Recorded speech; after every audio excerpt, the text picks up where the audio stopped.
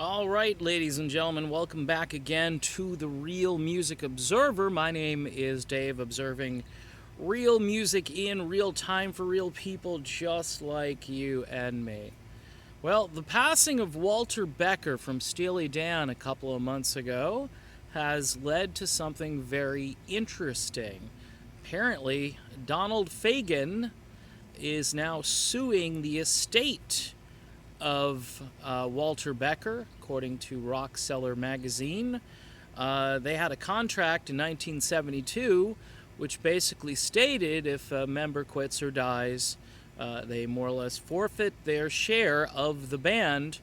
Fagen and Becker were really the last two members in that 1972 deal. Becker's estate claims that contract is now null and void for some strange reason. Look, I've been talking about contracts and so forth with this Little River Band issue that I got myself in the middle of, and most of Australia doesn't like me a whole lot. Some folks can tolerate me over there, but I will be talking about, by the way, as far as the Little River Band is concerned, I will be talking about the incredible early days of LRB and how those guys made some tremendous music. I'm not going to minimize how good those guys were, but let me just stay on track here and talk about Steely Dan. One of the first statements that was made from Donald Fagen was that he was going to continue on with what he called, quote, the Steely Dan Band in the tradition of what Becker would have wanted.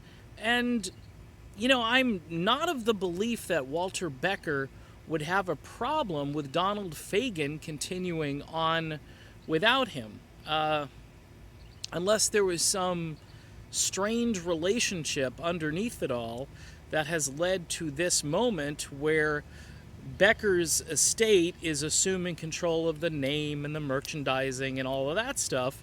But you really can't have Steely Dan without Fagen because he sings. Okay, he sings pretty much all of the music except for, what was it, David Palmer in the very early days on the first album sung a couple of tracks, but it's just bizarre because Steely Dan, at some point, Steely Dan became kind of like this traveling roadshow of fantastic musicians. I think of the New York Rock and Soul Review, things like that. And I think of all of the great people that have worked with Steely Dan, including Larry Carlton and Michael McDonald, and there are so many others. It's just, the list is very long. And typically their road band is made up of a number of different folks who have either played with the band before or are hand-picked either by Becker or Fagen. And I think both of those gentlemen have a very good ear for talent. Unfortunately, Walter Becker is no longer here to lend his ear to that conversation. So, bottom line is, it looks as though Fagen is now suing Becker's estate for control of the band. That's a bizarre development for me.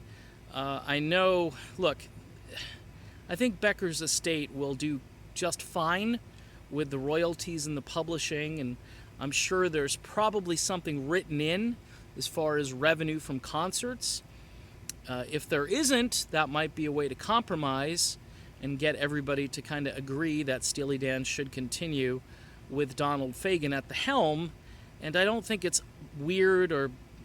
once Donald Fagen goes, I can understand, there's really no Steely Dan at that point. These guys were just too iconic. I had a hunch that they would continue on without Becker. They did when he got sick. I think Larry Carlton joined. And it's just kind of a normal progression. It's not anything unusual.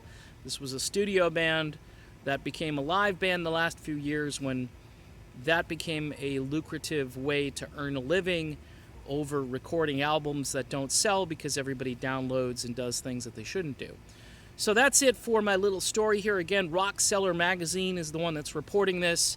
It is a Donald Fagen versus the estate of Walter Becker issue. And that's kind of ugly. Hopefully, it resolves itself and the music continues on. I'm Dave. This is the Real Music Observer. We'll be back again soon to observe more real music in real time for real people just like you right there and me right here.